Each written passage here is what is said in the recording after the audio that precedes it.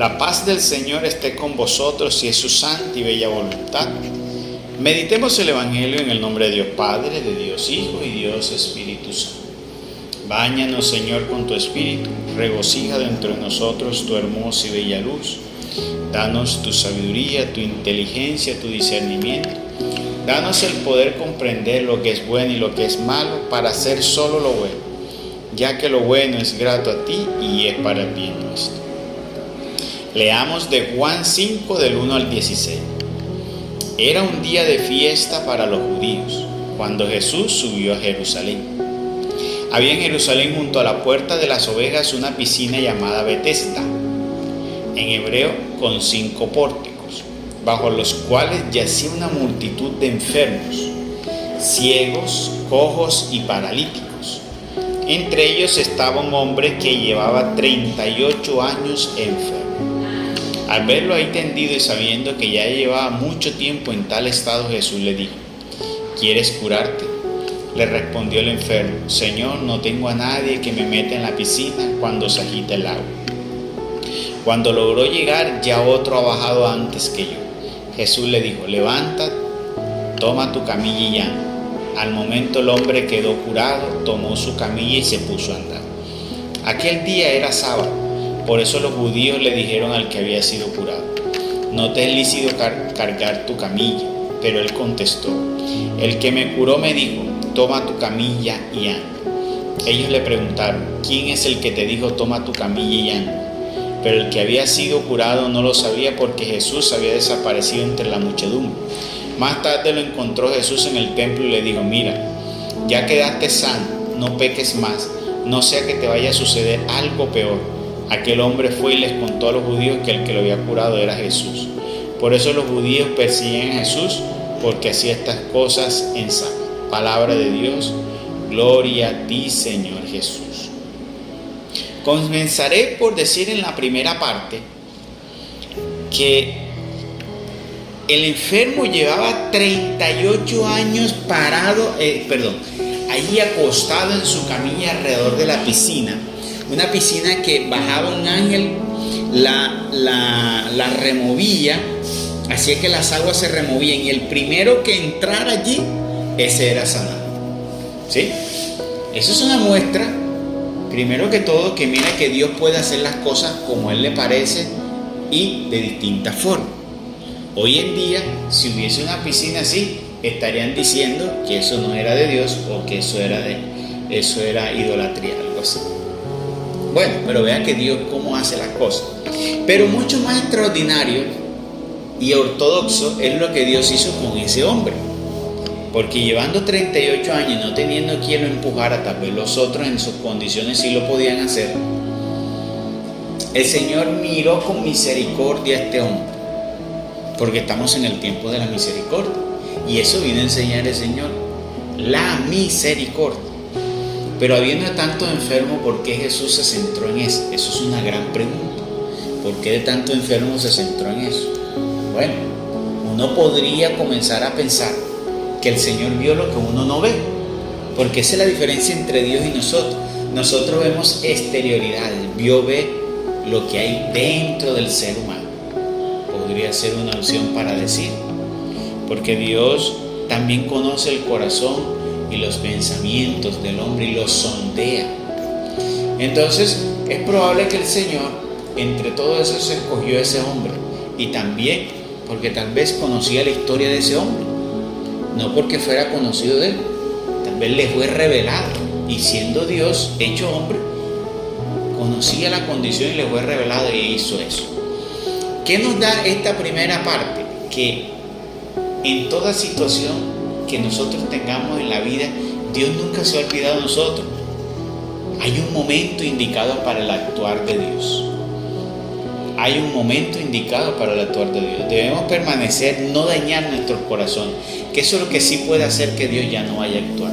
Cuando dañamos nuestros corazones y como comenzamos a murmurar contra Dios, ya para que otras personas a murmurar contra Dios, y hacemos dejado llevar por otras personas y comenzamos a perder ahí sí, a dañar nuestro corazón y así alejar la misericordia de Dios. Porque cuando murmuramos contra Dios, nos estamos levantando contra Dios.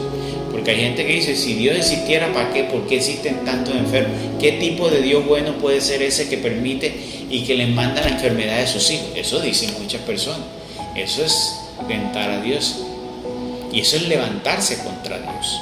Entonces, no dejemos que nuestros corazones se vayan a dañar, siempre esperando en la fe, porque Dios tiene el momento. Que te encuentre propicio el Señor. Que cuando Él venga a visitar, encuentre un corazón propicio para actuar. ¿Ya?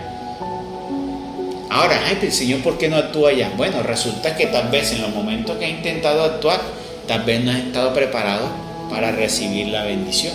Bueno, tal vez este hombre era el momento adecuado para recibir. Dios tiene los tiempos. No es ni más ni es menos. Son los momentos precisos. Lo que pasa es que nosotros no conocemos una parte de la historia que Dios sí conoce.